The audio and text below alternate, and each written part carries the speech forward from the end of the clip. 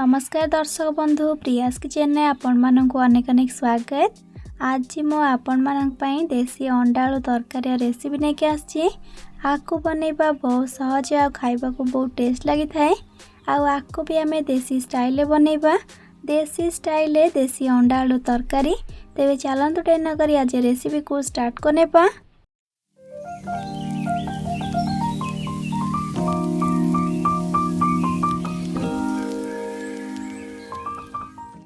अंडा तरकारी बनवाई प्रथम देखो मु गैस उपरे बसई गोटे कड़े को से दौचे गोटे बड़ चामच सोरिष तेल तेल भला गरम होगला से सीझा अंडा को आड करवा।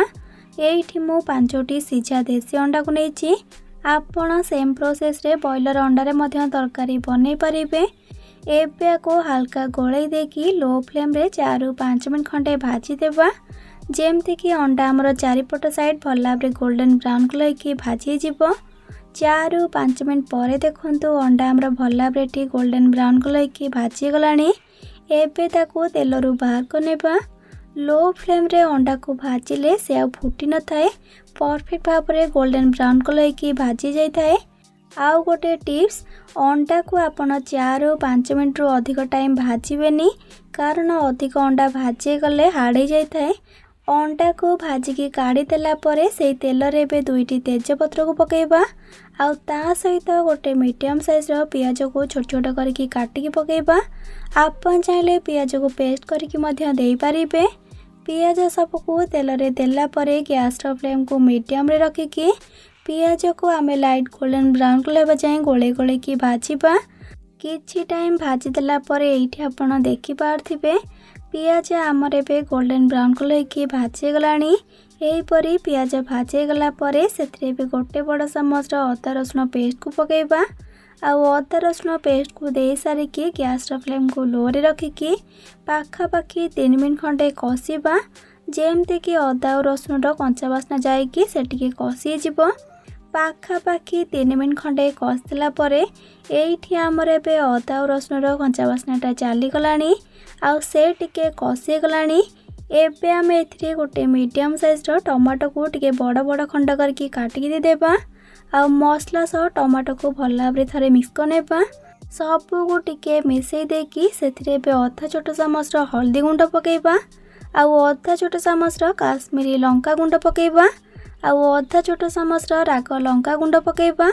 आउ ता सहित अधा छोट चामच धनिया गुंड आउ अधा छोट चामच जीरा गुंड पकेबा। आउ एबे सेथिरे गोटे छोट चामच चिकेन मसला आउ गोटे छोट चामच अंडा मसला पकेबा। एतिकी गुंड मसला को दे सारे कि पाखापाखि हाफ कप भलिया पानी को देबा। जेहेतु सुखिला गुंड मसला देले पानी टिके न देकी कसले से तळ लागिकी पोड़ी जीवो।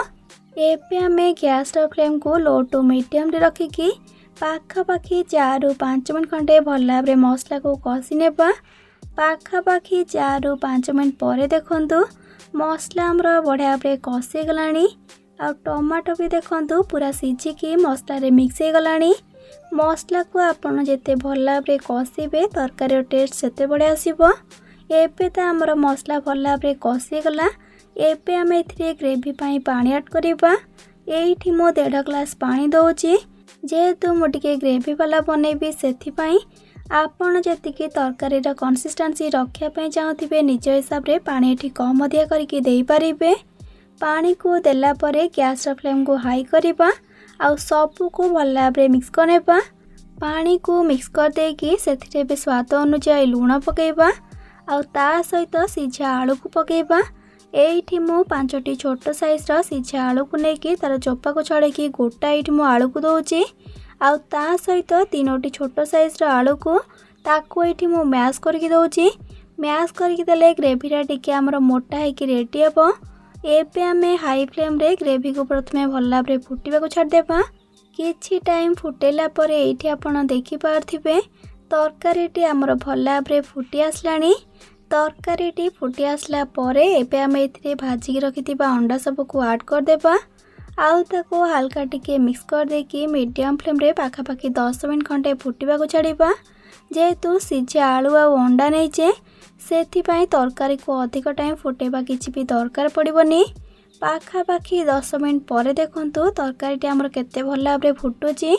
आउ अंडा तरकारी आमर एठी रेडी आसलाणी। जदि आपण कम ग्रेवी रखापी चाहूथे आउ किछि टाइम या फुटे पारे। मोर एठी ग्रेवी परफेक्ट अच्छी। आपको आउ अधिक न फुटेकी शेष खाली अधा छोट चामच गरम मसला गुंड को पकेबा। आउ सबू को भल भाव मिक्स कर देकी गैस फ्लेम को ऑफ करने। एठी आमर एबे देसी स्टाइल देसी अंडा आलू तरकारी रेडी गला। आशा करछि कि आपण मानकु निश्चिंत रेसिपीटी भल लागिथिबो। भल लागिथिले प्लीज वीडियोटी को लाइक करिवे, सांग मानक सहित शेयर करिवे। चैनल नुआ थिले प्लीज चैनल को सब्सक्राइब करनेबे। आ पाखरे थिबा छोट बेल आइकन ऑल ऑप्शन क्लिक करिवे जहाद्वारा मो अपलोड करथिया मो समस्त वीडियो नोटिफिकेशंस आपण सर्वप्रथमे पाई परिबे। तेबे आज पई रहउची पुणी आसीबी नुआ एक रेसिपी नेकी। से पर्यंत रहली लव यू ऑल। जय जगन्नाथ।